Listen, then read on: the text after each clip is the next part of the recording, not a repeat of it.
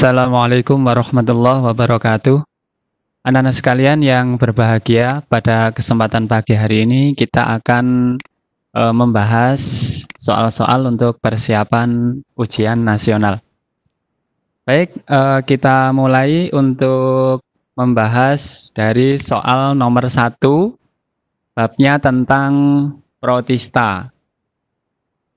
Perhatikan gambar keanekaragaman protista berikut. Pertanyaannya adalah penggolongan organisme pada gambar di atas dan dasar klasifikasinya adalah, kita lihat terlebih dahulu untuk gambar nomor 1, ini adalah paramecium. Nah, paramecium ini adalah kelompok dari ciliata.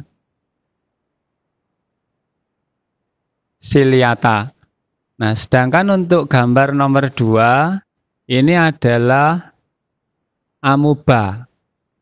Amuba adalah kelompok dari rhizopoda. Kemudian yang ketiga, ini adalah Vorticella. Vorticella ini juga kelompok dari ciliata. Sedangkan nomor 4 ini adalah euglena. Nah, euglena ini adalah kelompok dari flagellata. Sedangkan untuk nomor 5 ini adalah volvox. Nah, volvox ini masuk kelompoknya alga hijau. Nah, dari sini kita bisa menyimpulkan paramecium ciliata bergerak menggunakan rambut getar. Kalau amuba bergerak dengan menggunakan kaki semu, kelompoknya rhizopoda. Yang ketiga adalah Vorticella ciliata, berarti bergerak menggunakan rambut getar. Dan yang keempat, euglena, kelompok flagellata, bergerak menggunakan flagel atau bulu cambuk. Sedangkan yang kelima ini adalah kelompoknya alga, namanya adalah volvox. Dari sini kita bisa simpulkan bahwa organisme 1 termasuk rhizopoda. Nah, dari sini sudah keliru, tidak boleh dipilih. B, organisme 2 termasuk kelas rhizopoda. Ya, yang kedua tadi sudah kita jelaskan adalah rhizopoda yang bergerak menggunakan kaki semu. Berarti untuk soal nomor 1 kita pilih jawaban yang B.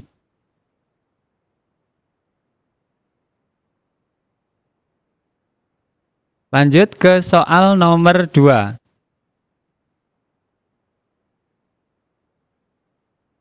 Nomor 2 tentang virus.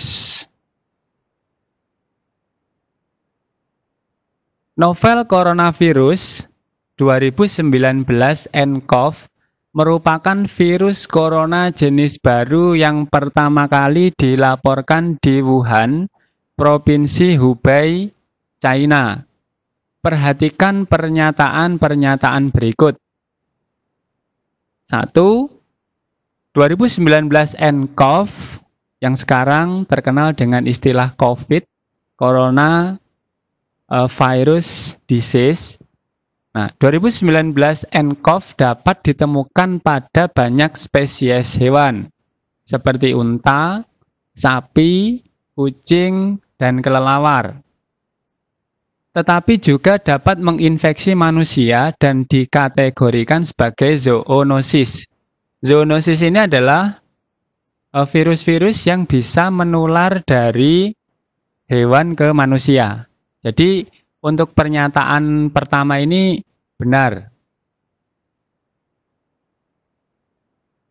Nomor 2, virus corona memiliki karakteristik seperti mahkota.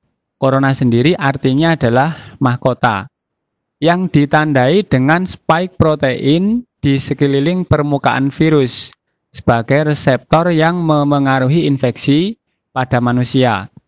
Jadi ciri khas dari virus corona ini memiliki spike protein yang bisa digunakan untuk mengenali reseptor-reseptor yang ada di permukaan sel tubuh manusia sehingga dia bisa menginfeksi manusia.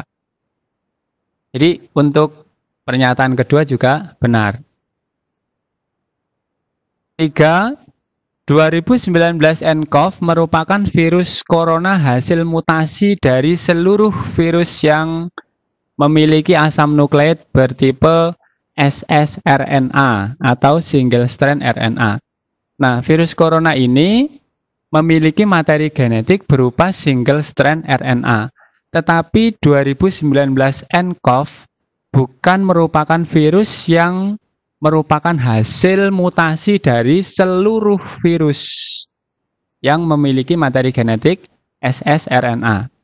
Virus HIV itu juga memiliki materi genetik berupa ssRNA, tetapi tidak bermutasi menjadi 2019 nCoV.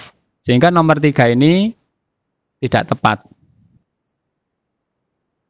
Nomor 4, virus corona memiliki single strand RNA dan dilengkapi dengan protein matriks, nukleoprotein, dan protein envelope.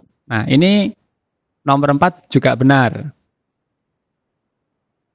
Nomor 5, 2019 nCoV menyerang pernafasan dengan gejala demam, suhunya bisa mencapai 38 derajat Celcius, batuk dan sesak nafas yang akan muncul dalam waktu 2 hingga 14 hari setelah terpapar.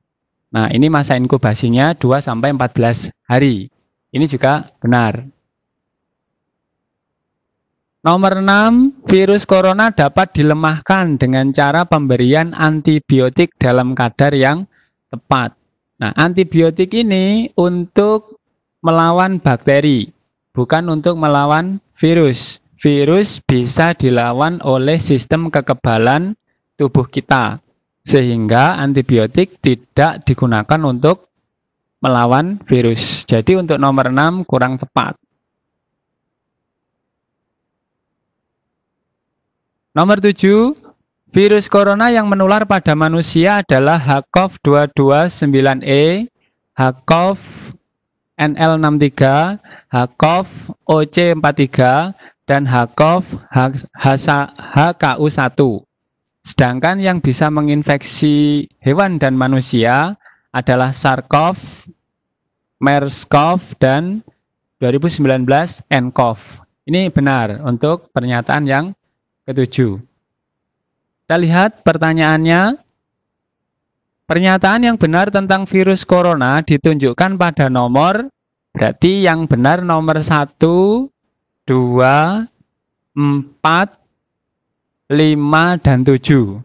Berarti jawaban yang benar adalah B. 2, 4, 5, dan 7.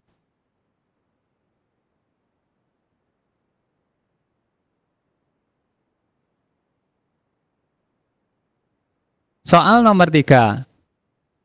Ini tentang protista lagi. Ahli parasitologi mengamati sampel darah seorang pasien dengan menggunakan mikroskop.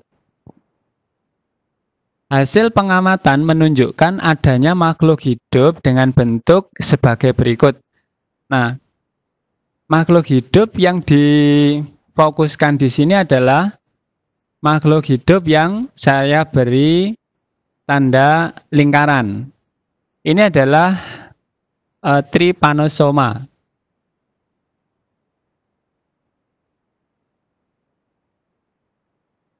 Nah, Trypanosoma ini adalah kelompok dari Flagellata. Nah, Flagellata berarti organisme yang bergerak dengan menggunakan flagel.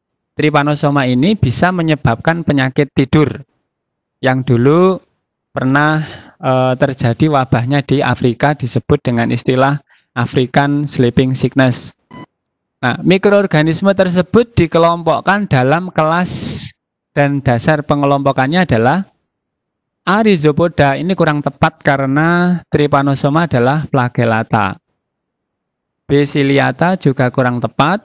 C. Flagellata yang memiliki alat gerak berupa bulu cambuk atau flagel. Jadi jawaban C ini yang paling tepat. Sedangkan yang D, sporozoa ini tidak memiliki alat gerak. Ini juga kurang tepat. Yang E, Mastigopora. Mastigopora ini nama lain dari flagellata. Nah, Mastigopora dengan bulu getar. Kalau bulu getar ini adalah ciliata. Jadi jawaban yang E juga kurang tepat. Jadi jawaban yang paling tepat adalah jawaban C.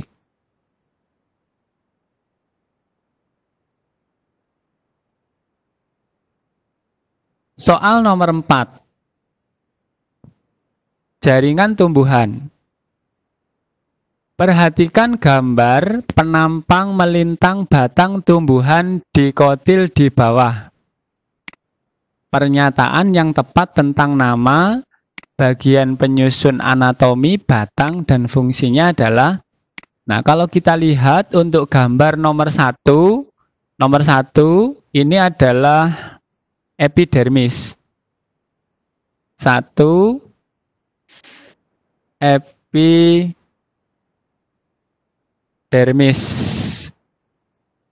Nah, epidermis ini berfungsi untuk melindungi jaringan-jaringan yang ada di sebelah dalamnya. Kemudian untuk nomor 2, ini adalah jaringan phloem. Phloem ini adalah untuk mengangkut hasil fotosintesis. Sedangkan yang nomor 3, ini adalah kambium. Nah, kambium ini merupakan jaringan meristem yang bisa membelah-membelah untuk menghasilkan jaringan baru. Bisa membentuk floem sekunder dan xilem sekunder. Sehingga batang menjadi membesar atau pertumbuhan sekunder. Untuk gambar nomor 4, ini adalah xilem. Nah, xilem ini untuk mengangkut air dan zat hara dari akar menuju ke bagian tumbuhan atau ke daun misalnya. Nah, dari sini kita akan bisa menyimpulkan A, 2 adalah xilem. Kurang tepat karena 2 adalah phloem. B, 3 adalah kambium. Nah, 3 adalah kambium tepat, yaitu tempat berlangsungnya pertumbuhan sekunder. Pertumbuhan sekunder di sini maksudnya adalah bahwa tumbuhan mengalami pertumbuhan membesar. Sehingga jawaban yang B ini yang paling tepat.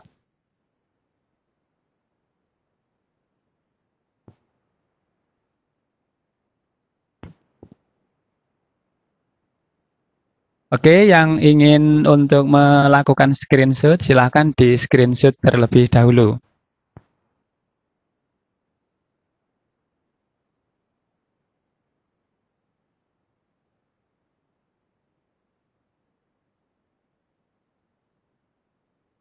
Soal nomor 5. Kita membahas tentang protista lagi. Karena protista ini cukup banyak, ada protista mirip hewan, ada protista mirip tumbuhan, dan protista mirip jamur. Perhatikan beberapa pernyataan berikut. Pertanyaannya adalah, persamaan protista mirip jamur dengan jamur sejati ditunjukkan oleh nomor 1, bersifat fotosintetik dan absorptif. Nah, kalau disebut fotosintetik berarti bisa membuat makanan sendiri. Sedangkan protista mirip jamur dan jamur sejati keduanya tidak memiliki kloroplas, tidak memiliki klorofil sehingga tidak bisa melakukan proses fotosintesis. Sehingga untuk pernyataan yang pertama ini kurang tepat. 2, struktur tubuh berbentuk benang atau hifa. Memang ciri khas dari protista mirip jamur dengan jamur sejati adalah bahwa tubuhnya tersusun atas hifa atau sel-sel yang bentuknya memanjang. Jadi untuk pernyataan yang kedua ini benar. 3, berperan sebagai pengurai. Karena tidak bisa membuat makanan sendiri, maka cara hidupnya protista mirip jamur dengan jamur sejati adalah heterotrof. Nah, heterotrofnya bisa dilakukan dengan cara parasit maupun menjadi dekomposer atau pengurai. Jadi untuk poin ketiga ini benar. 4. Hidup di lingkungan yang lembab. Nah, ini juga benar karena jamur sejati maupun protista mirip jamur, keduanya membutuhkan tempat yang lembab untuk kehidupannya. Yang kelima, siklus hidupnya sama. Nah, siklus hidupnya tidak sama. Jadi untuk pernyataan kelima kurang tepat. Jadi kita pilih jawaban yang tepat adalah 2, 3, dan 4. Jadi jawabannya yang benar adalah D.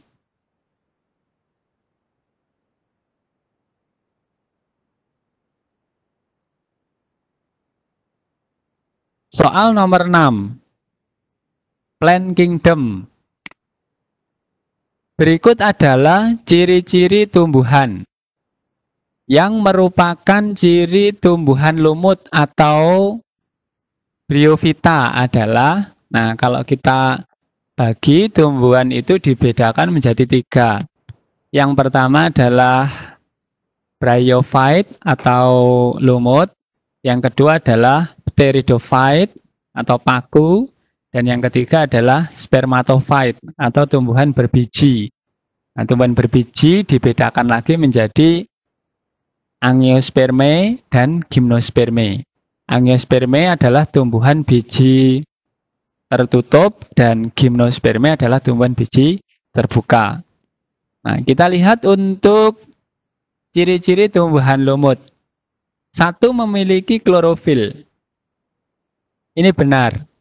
Karena tumbuhan bisa melakukan fotosintesis, maka harus memiliki klorofil. 2, memiliki rizoid. Nah, rizoid ini struktur yang berperan menyerupai akar. Jadi lumut ini termasuk kelompok talus. Makanya lumut disebut talophyta, yaitu tumbuhan yang belum memiliki akar, batang, dan daun sejati. Sehingga akarnya disebut sebagai rizoid. 3, dapat dibedakan antara akar, batang, dan daun. Kalau ini namanya adalah cormophyte.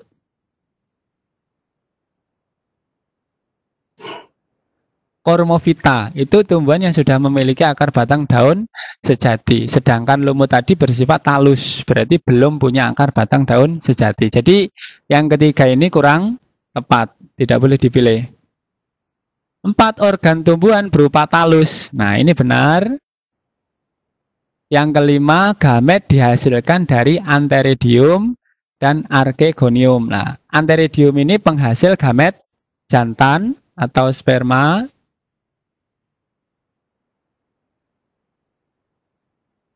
Sedangkan archegonium adalah penghasil gamet betina atau telur, ovum. Nah, ini juga benar untuk pernyataan nomor 5. 6, daun muda menggulung. Nah, daun muda menggulung ini ciri khas dari tanaman paku. Sehingga untuk pernyataan nomor 6 ini kurang tepat.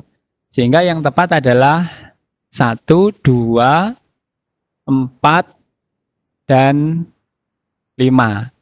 Sehingga pilihan yang benar adalah yang C.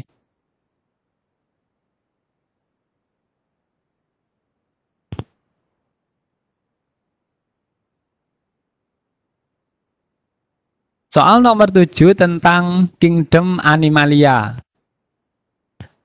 Ali menggali tanah di kebun belakang rumahnya.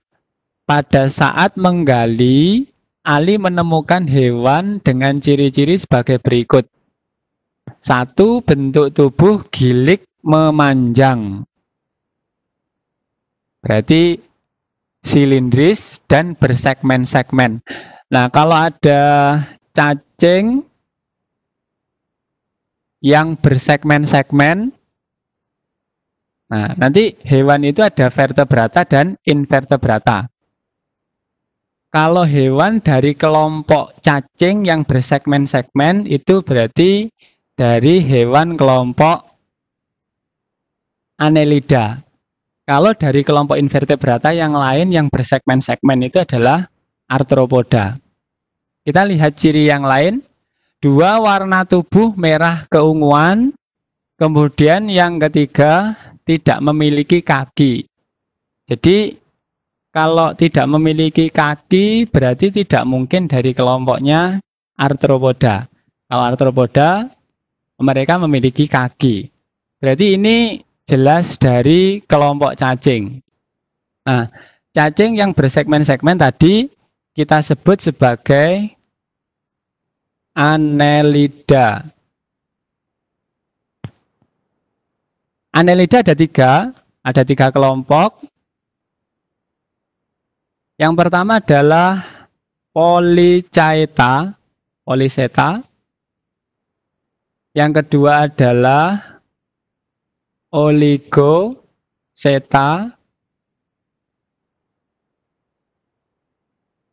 Dan yang ketiga adalah Hirudine. Jadi Annelida, cacing yang bersegmen, ada Polychaeta, ada Oligochaeta, ada Hirudine. Nah, kalau melihat ciri-ciri yang ditunjukkan oleh 1, 2, 3, kemungkinannya cacing dengan ciri tersebut adalah cacing tanah. Nah, cacing tanah itu istilah ilmiahnya adalah Lumbricus terrestris. Nah, Lumbricus terrestris termasuk dari kelompok Oligochaeta. Maka dari sini kita akan memilih jawabannya yang paling benar adalah Oligochaeta, yang C. Nah, kalau Diplopoda itu kelompok dari Arthropoda yang setiap segmen tubuhnya memiliki 2 pasang kaki. Ini contohnya adalah keluwing.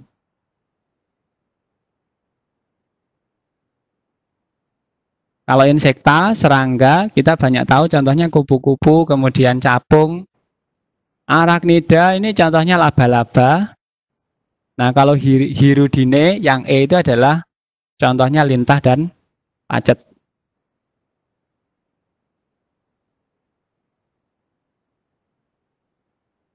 Soal nomor 8 tentang siklus biogeokimia. Di sini kita tampilkan siklus nitrogen. Perhatikan siklus nitrogen berikut. Peranan bakteri nitrobakter sesuai bagan di samping adalah, nah kita lihat dulu bagannya. Nitrogen banyak ditemukan di atmosfer atau di udara. Jadi nitrogen kita mulai dari sini terdapat di atmosfer atau di udara dalam bentuk N2. Kemudian nitrogen difiksasi oleh mikroorganisme. Banyak mikroorganisme yang bisa mengikat nitrogen, misalnya rhizobium. Nah, rhizobium ini yang bersimbiosis dengan akar tanaman kacang atau polong. Nah, di sini nitrogen akan difiksasi oleh bakteri pemfiksasi nitrogen, yaitu rhizobium. Tetapi ada juga yang bakteri memfiksasi nitrogen tadi tidak bersimbiosis dengan akar tanaman kacang. Jadi dia bebas hidup di tanah. Nanti setelah diikat akan terbentuk NH4+.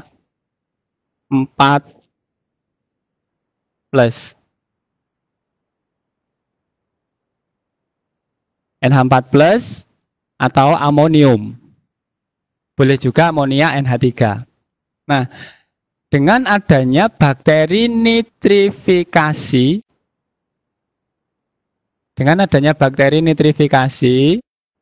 nah, NH4 itu bisa diubah menjadi NO 2- atau nitrit. Nah, nitrit dengan adanya bakteri nitrobakter bisa diubah menjadi NO3-. NO3-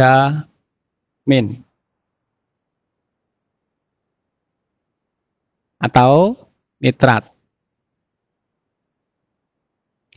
Nah, dari sini kita bisa menyimpulkan bahwa peranan nitrobakter adalah untuk mengubah nitrit atau NO2- menjadi nitrat NO3-. Nah, dari sini bisa kita simpulkan jawabannya adalah yang B. Peranan bakteri nitrobakter adalah mengubah nitrit NO2- menjadi nitrat NO3-.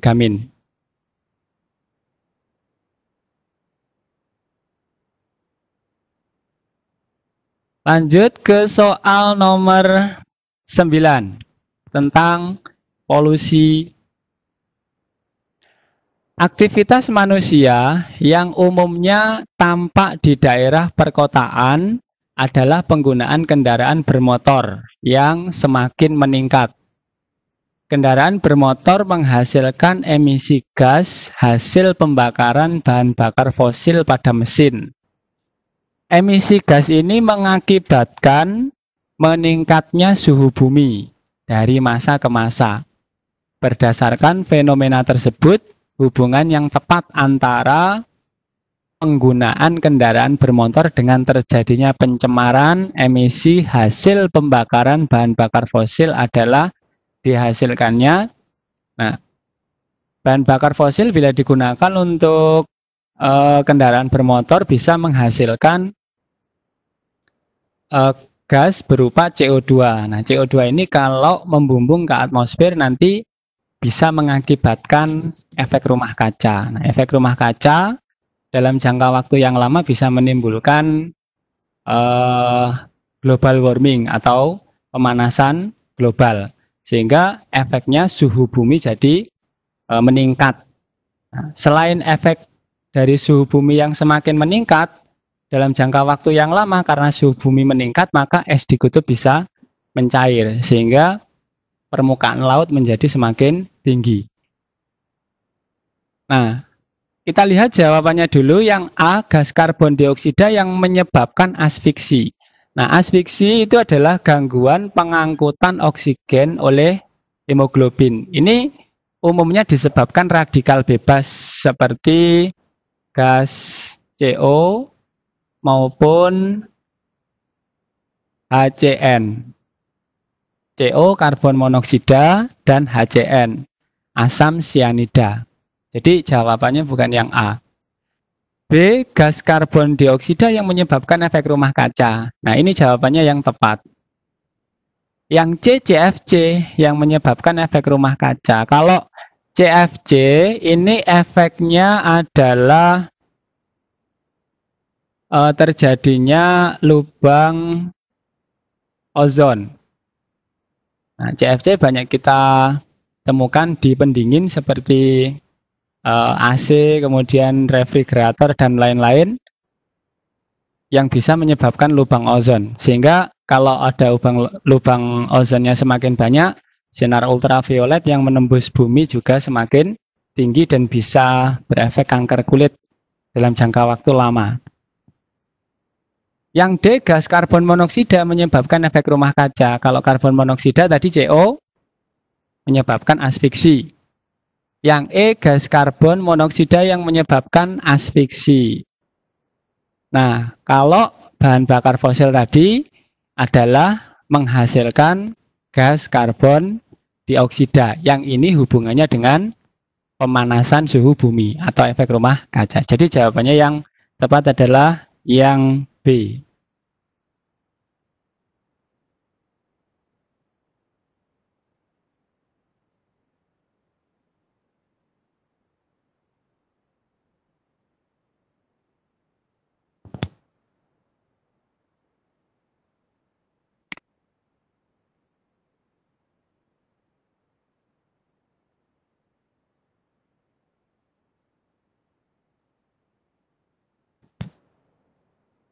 Baik, soal nomor 10 tentang struktur sel.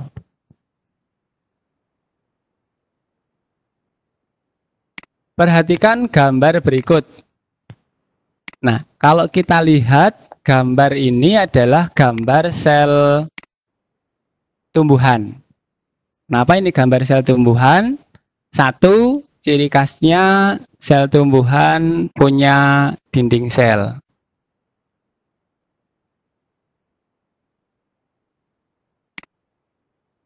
Kemudian yang kedua, sel tumbuhan juga memiliki ini kloroplas.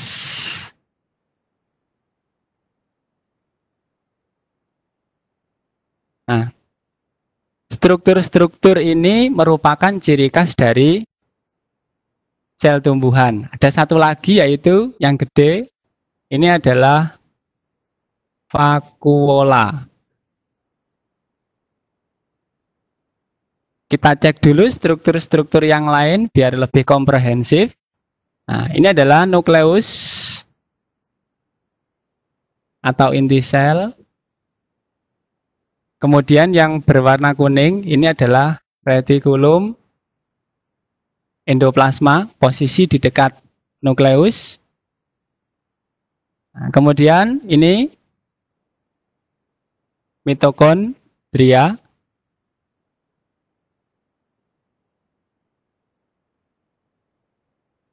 Dan yang ditunjuk oleh X ini adalah badan Golgi.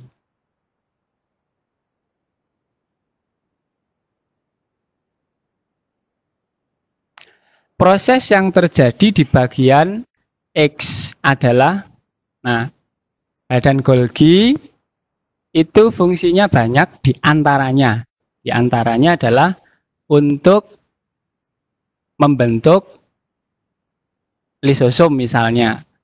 Kemudian yang kedua, badan Golgi ini juga bisa digunakan untuk modifikasi molekul sekaligus untuk melakukan sekresi molekul. A. Pembentukan vesikel yang mengandung enzim hidrolitik. Nah, ini adalah fungsi dari badan Golgi. Jadi jawabannya sepertinya dekat dengan yang A. Tapi kita lihat dulu struktur yang lain. Pilihan-pilihan yang lain. B. Pertukaran zat antara sel dengan lingkungan eksternal. Kalau ini yang berperan adalah membran.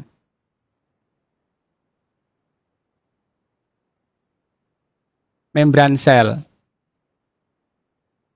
Yang C. Asimilasi zat organik menjadi anorganik. Kalau zat organik menjadi anorganik ini bukan asimilasi, ini adalah penguraian. Ini adalah dekomposisi, bukan asimilasi.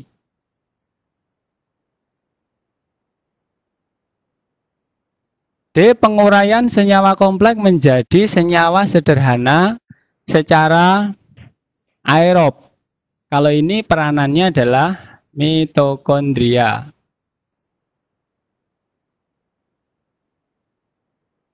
Yang E. Penerjemah urutan basa nitrogen pada RNA menjadi polipeptida. Ini berarti translasi. Yang berperan adalah ribosom. Nah, sehingga jawaban yang paling tepat adalah yang A. Nah, hanya saja perlu kita ingat, sebenarnya pembentukan vesikel yang mengandung enzim hidrolitik ini sebenarnya lebih dekat kepada lisosom. Kalau lisosom berarti terdapat pada sel hewan. Tetapi ini tadi kita tampilkan sel pada tumbuhan. Sehingga jawabannya yang paling mendekati adalah yang A.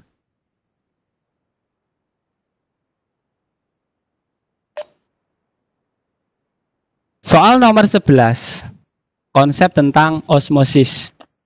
Perhatikan gambar berikut.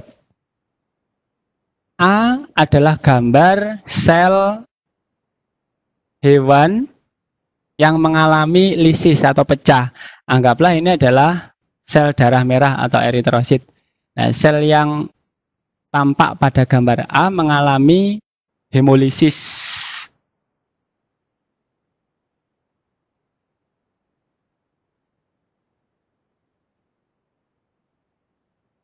Selnya pecah.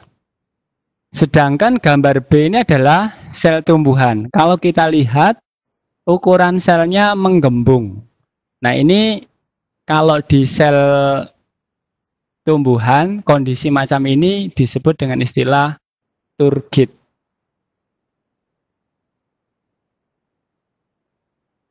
Nah, kedua sel diletakkan pada aquades yang lebih hipotonis. Kondisi pada gambar tersebut bisa terjadi karena adanya proses. Nah, kalau kita lihat kasus osmosis kemarin adalah bergeraknya air dari larutan hipotonis menuju ke hipertonis melalui membran.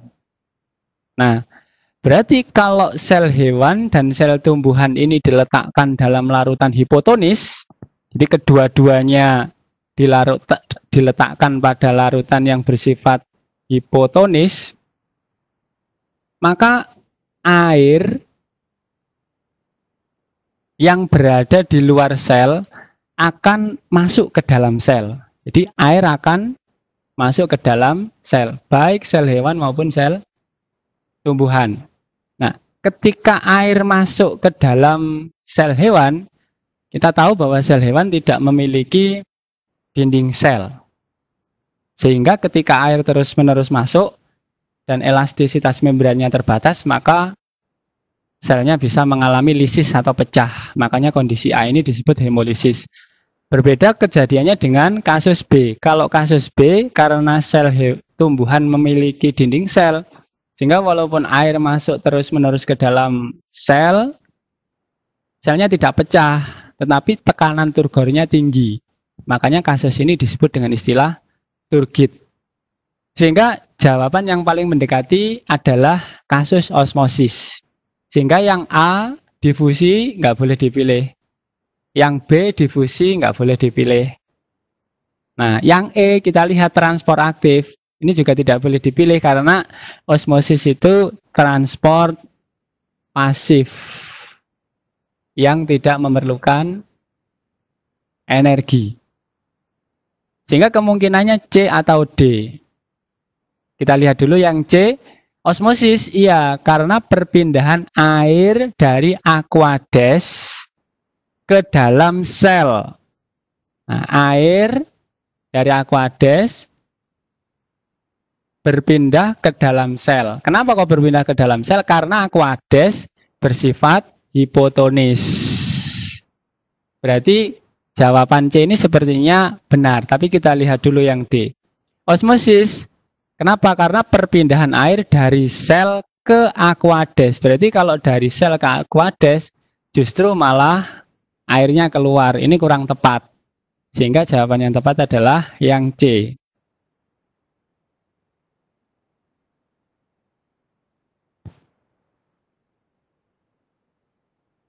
Soal nomor 12, jaringan tumbuhan. Perhatikan gambar jaringan tumbuhan berikut. Kalau dilihat dari strukturnya, ini adalah irisan melintang batang dikotil. Yang ditanya adalah ciri dan fungsi jaringan yang ditunjuk X adalah, nah kalau kita lihat kembali, maka bagian paling luar dari struktur yang ditunjukkan ini adalah epidermis.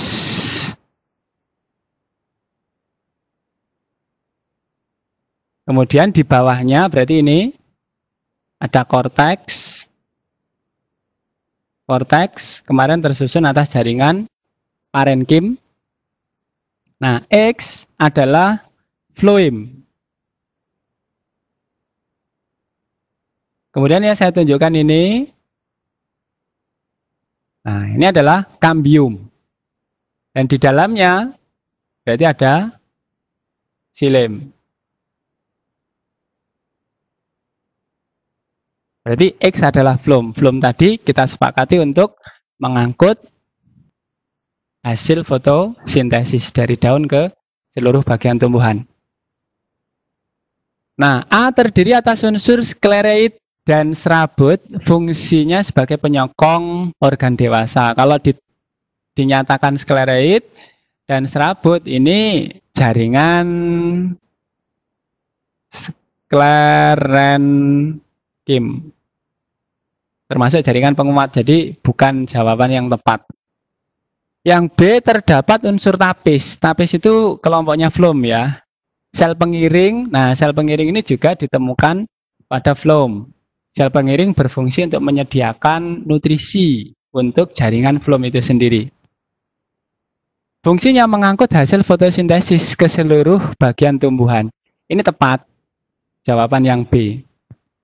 C, komponen sel meliputi parenkim, trakea. Nah, kalau ada trakea, ini miliknya xilem.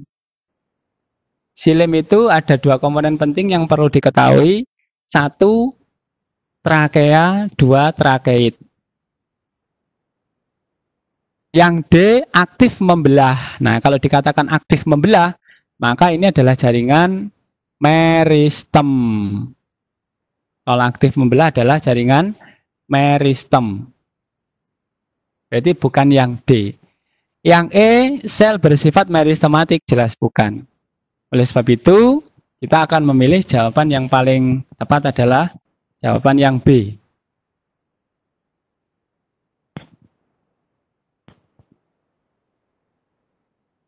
Soal nomor 13 tentang jaringan epitel.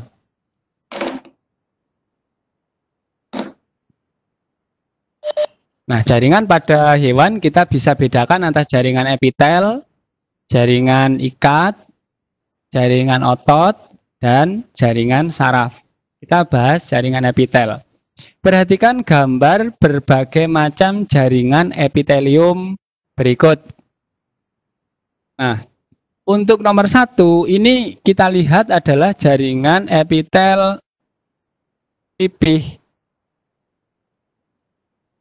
selapis. Kalau yang kedua, ini adalah epitel kubus selapis. Yang ketiga adalah jaringan epitel silindris selapis.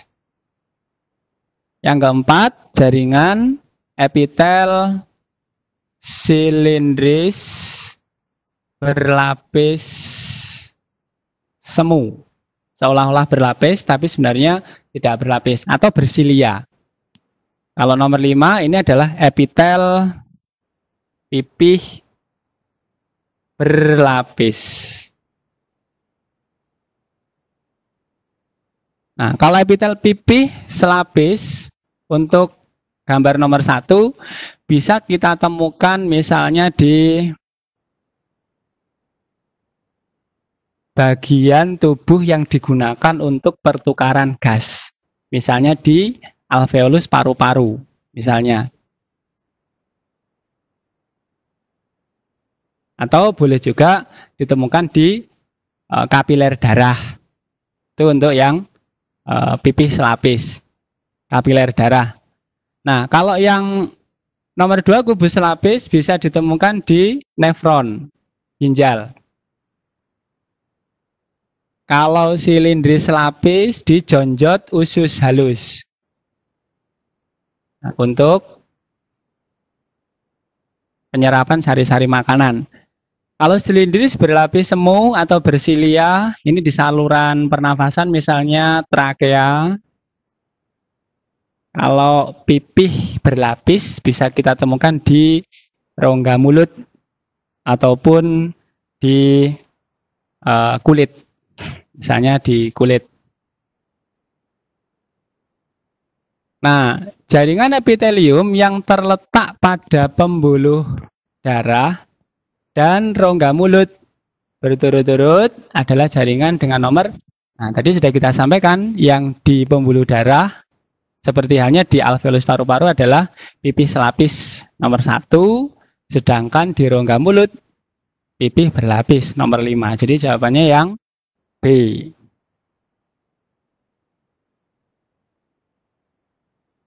Nomor 14, sistem sirkulasi. Hasil uji klinis terhadap sampel darah seorang pasien di rumah sakit memperlihatkan hasil uji sebagai berikut. Nah, eritrosit 4,5 juta per mili. Jumlah normalnya 4,5 sampai 5,5. Berarti ini termasuk normal. Leukosit 5.200. Kemudian jumlah normalnya 5.000 sampai 10.000. Berarti ini juga normal. Trombosit 70.000. Sedangkan normalnya 150 sampai 400.000. Berarti ini jumlah trombosit di bawah normal. Nah, umumnya kalau jumlah trombosit di bawah normal, penyakit yang diderita adalah demam berdarah yang disebarkan oleh virus, yang disebabkan oleh virus dengue ya. Nah, ini efeknya karena trombosit itu berfungsi untuk proses pembekuan darah, ini nanti akan terjadi masalah dengan pembekuan darah. Sehingga dari kasus ini, berdasarkan hasil uji klinis, gangguan yang terjadi pada pasien tersebut adalah A. Keping darah. Nah, keping darah ini adalah nama lain dari trombosit. Keping darah di bawah normal sehingga dapat menyebabkan pendarahan hebat. Ini karena keping darah tadi atau trombosit fungsinya adalah untuk proses pembekuan darah. Jadi ini jawaban yang paling dekat adalah yang A.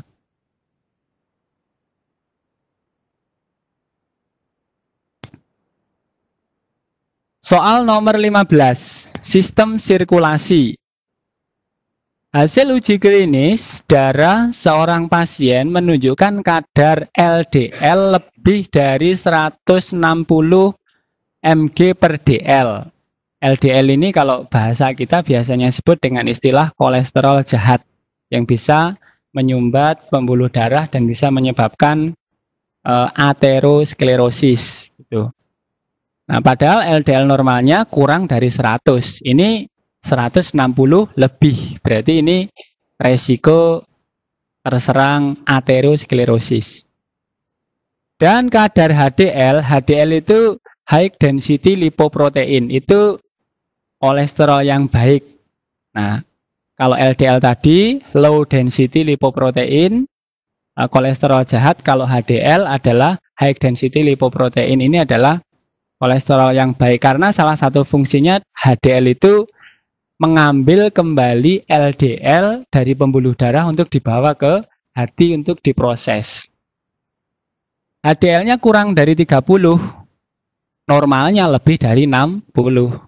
Maka pasien tersebut beresiko menderita gangguan. Nah, kalau HDL-nya kurang, sementara LDL-nya terlalu tinggi, nanti kalau mengendap di pembuluh darah, maka berbahaya, aterosklerosis.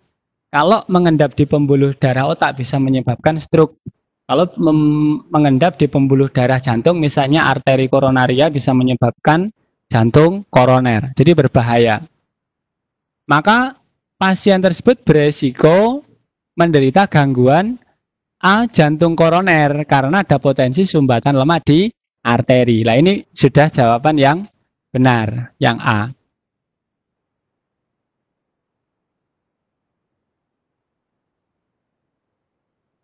Kita lanjut ke soal nomor 16, sistem pencernaan.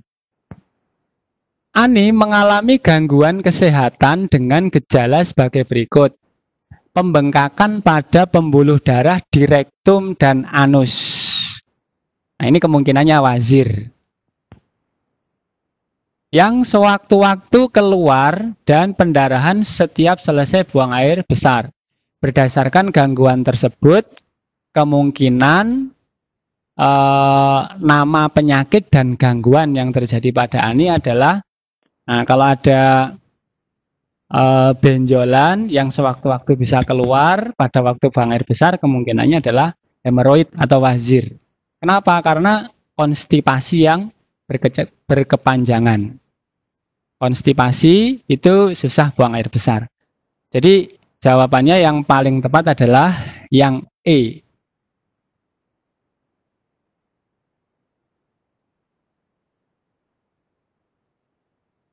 Soal nomor 17, sistem ekskresi. Jumlah urin yang dikeluarkan ginjal dipengaruhi oleh hormon ADH. ADH ini adalah antidiuretik hormon. Anti diuretik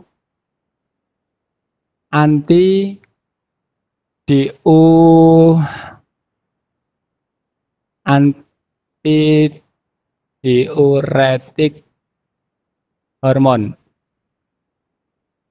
Jadi fungsi antidiuretik hormon ini adalah hormon yang berperan untuk meningkatkan reabsorpsi air di tubulus distal. Jadi kalau proses pembentukan urin ada 3, filtrasi, reabsorpsi, dan augmentasi. Nah, reabsorpsi air bisa terjadi di tubulus proksimal, lengkung hile, maupun tubulus distal. Tapi khusus untuk reabsorpsi air di tubulus distal dalam kondisi tertentu akan melibatkan hormon ADH yang ketika hormon ADH turun atau diskresikan, maka reabsorpsi air akan tinggi sehingga urinnya menjadi lebih sedikit. Maka fungsi ADH adalah merangsang reabsorpsi air dari tubulus ginjal. Jadi jawabannya yang paling tepat adalah yang A.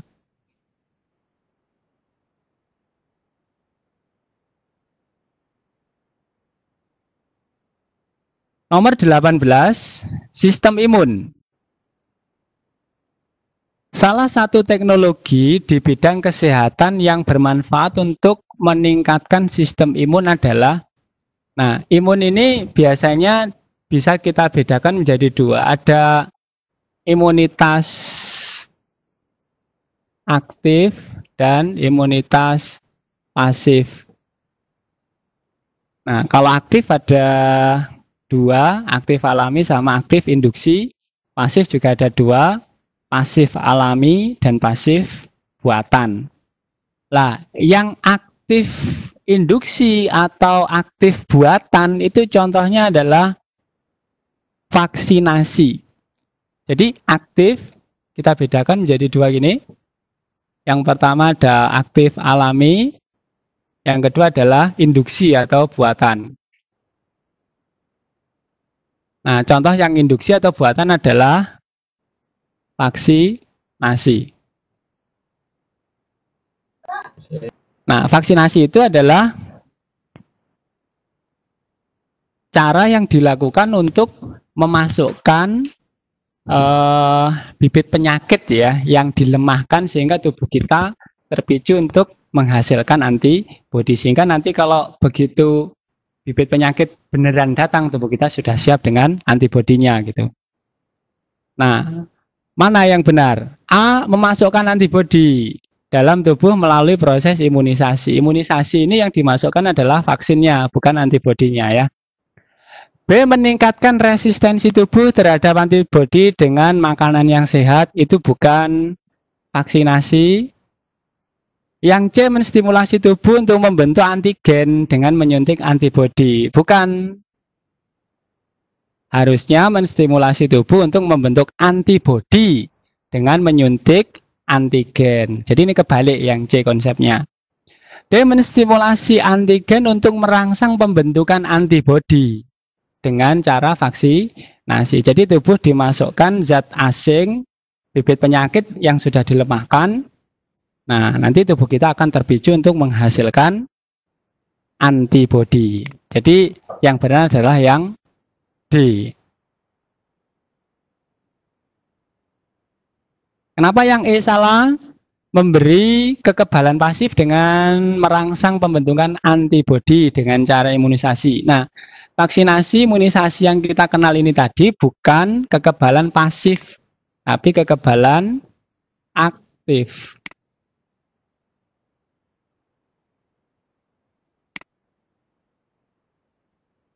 Soal nomor 19, pertumbuhan dan perkembangan. Berikut adalah data hasil percobaan tanaman kacang tanah yang ditanam pada kondisi cahaya yang berbeda. Ingat kembali, kalau tanaman ditempatkan di tempat gelap akan tinggi dengan cepat, sedangkan di tempat terang akan cenderung pendek. Nah, ada 3 tanaman, ada tanaman P, Q, dan R. P ditempatkan di tempat gelap pasti hasilnya akan paling tinggi dibandingkan dengan yang lain. Di hari ke-7, 8,6 cm. Di tempat remang ternyata hasilnya 4,5, jelas lebih pendek. Sedangkan di terang ini pasti paling pendek, yaitu 3,0. Nah, berdasarkan hasil percobaan tersebut, seorang siswa melakukan percobaan pada tanaman es. Pada hari ke-1 sampai hari ke-3, tanaman ditempatkan pada kondisi gelap. Jadi pada hari 1 sampai 3 ditempatkan pada kondisi gelap. Kemudian pada hari ke-4 sampai ke-6 dipindah ke tempat yang memiliki kondisi terang. Jadi hari pertama sampai hari ke-3 ditempatkan di tempat gelap. Setelah itu hari ke-4 sampai hari ke-6 ditempatkan di tempat terang. Nah, kemungkinan yang terjadi pada tanaman es pada hari ke-7 adalah, karena ditempatkan di tempat gelap dulu 1 sampai 3, pasti tanaman es nanti akan lebih tinggi daripada tanaman R. Karena tanaman R ditempatkan di tempat terang terus. Ingat bahwa tanaman ketika ditempatkan di tempat gelap akan lebih cepat tinggi dibandingkan dengan di tempat terang.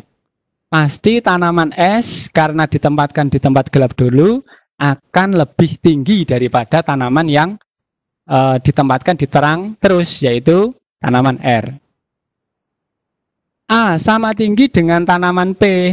Tidak mungkin karena setelah hari ke-4 sampai hari ke-6 ditempatkan di tempat terang, sedangkan P terus-menerus ditempatkan gelap. B lebih tinggi dari tanaman R, ya, karena tanaman R hari pertama sampai hari ke-7 ditempatkan di tempat terang terus, sedangkan tanaman S tadi hari ke-1 sampai hari ke-3 ditempatkan di tempat gelap, lalu baru dipindah ke tempat terang. Jadi jawabannya yang benar adalah B.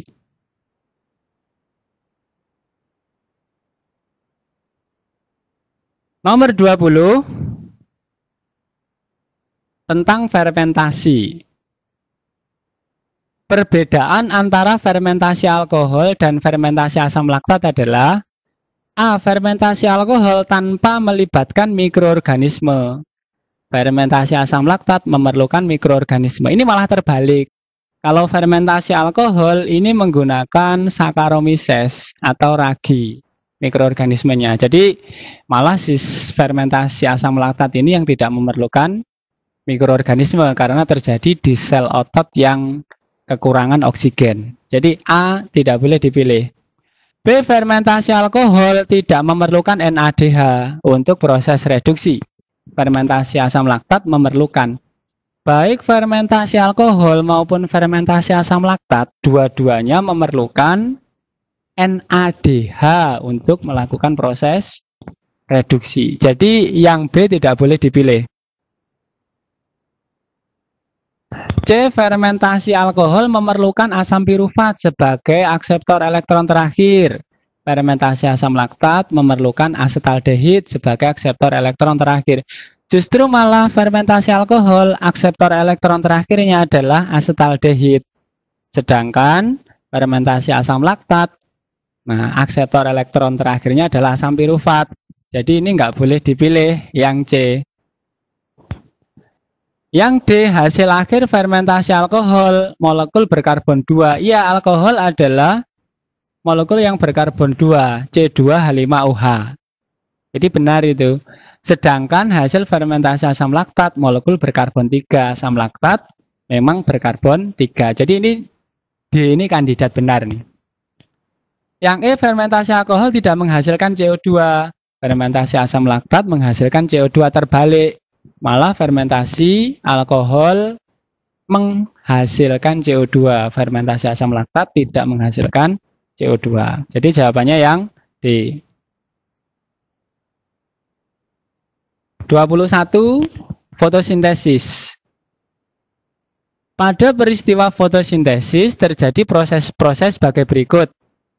Proses yang terjadi pada reaksi gelap adalah, nah, kalau reaksi gelap itu kita awali dari Ru5P.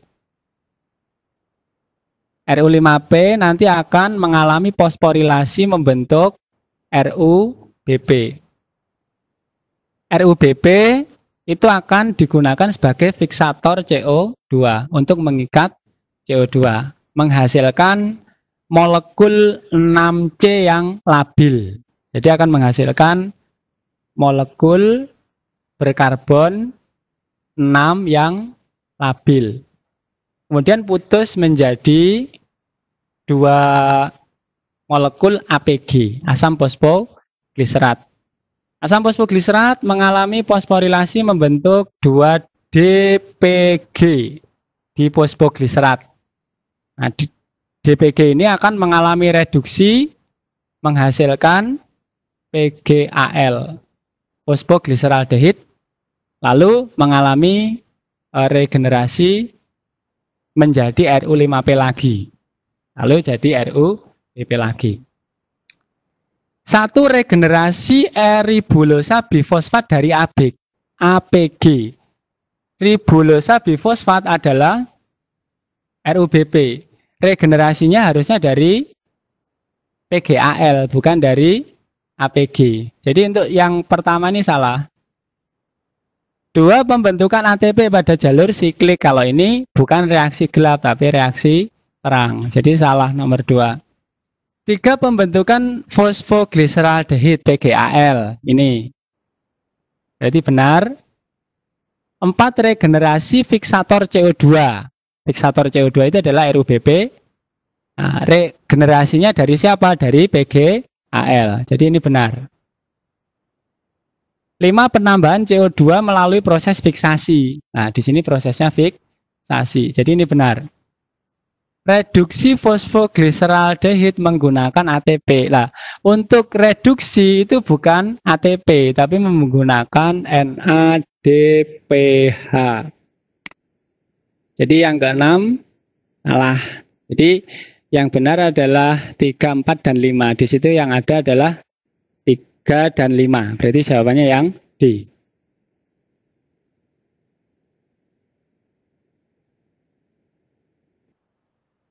Soal nomor 22 tentang pembelahan sel. Kita bahas tentang pembelahan meiosis. Berikut ini adalah ciri-ciri beberapa tahapan pada pembelahan sel. Ciri yang terjadi pada profase 1 meiosis. Berarti ini masih awal ya. Profase 1 meiosis. 1 kromosom berjajar di bidang ekuator. Jelas ini tahap metafase. Bukan. Jadi 1 jelas salah. 2. Tiap kromosom homolog masing-masing ditarik ke kutub berlawanan. Kalau ini jelas anafase 1. Kenapa anafase 1? Karena yang ditarik ke kutub berlawanan adalah kromosom homolog. Kalau anafase 2, yang ditarik ke kutub berlawanan adalah sister kromatid. Jadi mohon dibedakan ya. Jadi nomor 2 ini jelas tidak boleh dipilih untuk profase.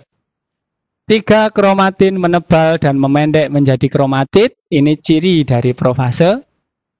4. Kromosom homolog saling mendekat, juga benar, ciri profase.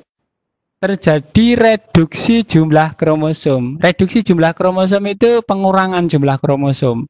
Ini terjadi waktu anafase 1. Jadi 5 tidak boleh dipilih. 6. Terjadi crossing over atau pindah silang. Ini benar. Jadi profase 1 pada meiosis ciri-cirinya adalah 3, 4, dan 6. Pilihannya adalah yang D. Oke. Soal nomor 23 tentang mutasi.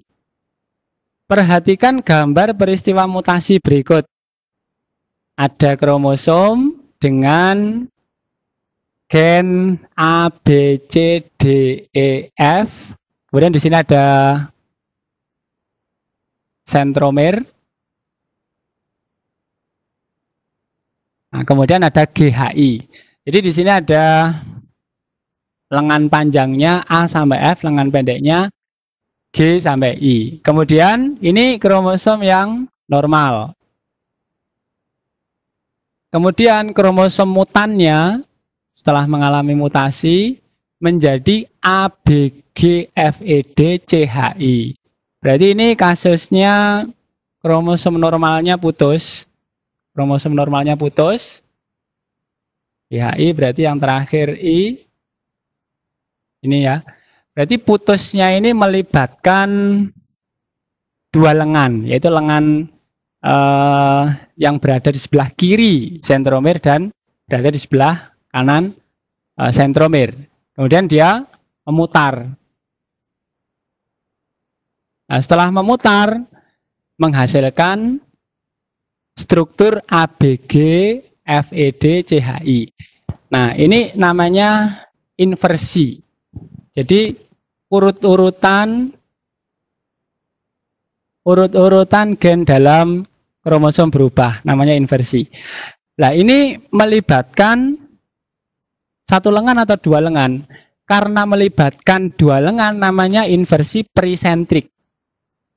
Kalau melibatkan satu lengan, nah, maka namanya inversi parasentriks. Jadi dari sini kita bisa memilih jawaban yang paling tepat adalah yang B.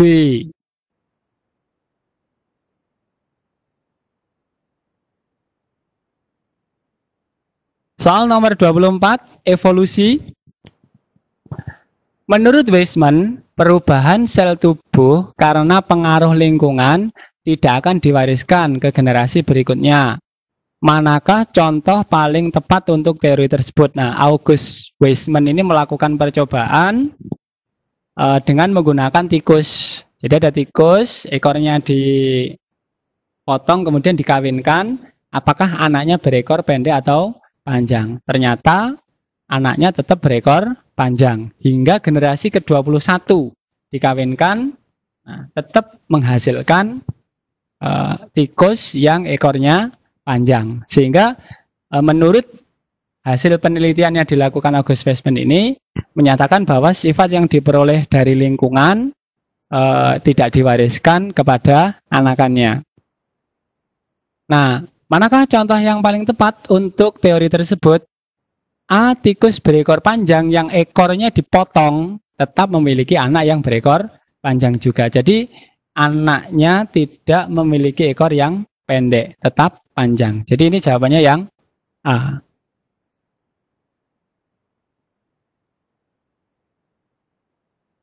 Soal terakhir nomor 25. Babnya tentang bioteknologi. Antibodi monoklonal mempunyai kemampuan sangat baik untuk mendiagnosa dan mengobati penyakit karena hanya mengenali satu antigen saja. Hal ini dikarenakan antibodi monoklonal menggunakan teknik hibridoma yang menggabungkan sel penghasil antibodi dengan sel kanker atau sel melanoma. Nah, sel kanker digunakan sebagai hibrid. Kenapa?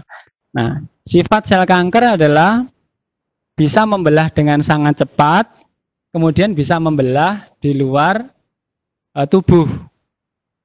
Sehingga ketika ini nanti digabung dengan sel penghasil antibodi, maka sel penghasil antibodinya akan membelah dengan cepat dan bisa menghasilkan antibodi dalam jumlah yang banyak dalam waktu yang singkat. Oleh sebab itu, apa alasan menggunakan sel kanker? Ya karena sel kanker dapat bereproduksi atau membelah terus-menerus sehingga mudah dikembangkan. Sehingga jawaban yang paling tepat adalah yang D.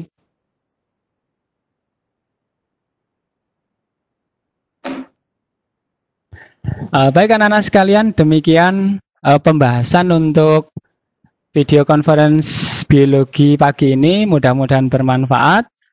Terima kasih atas perhatian dan mohon maaf atas kekurangan.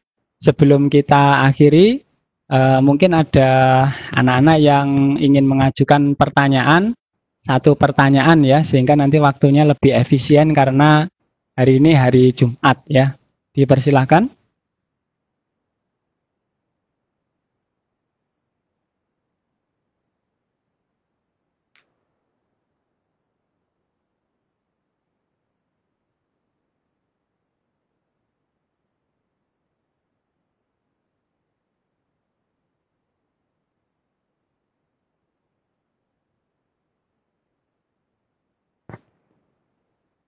Baik anak-anak sekalian, demikian pembahasan materi untuk persiapan ujian nasional biologi pagi ini. Selamat beraktivitas, terima kasih dan mohon maaf. Assalamualaikum warahmatullahi wabarakatuh.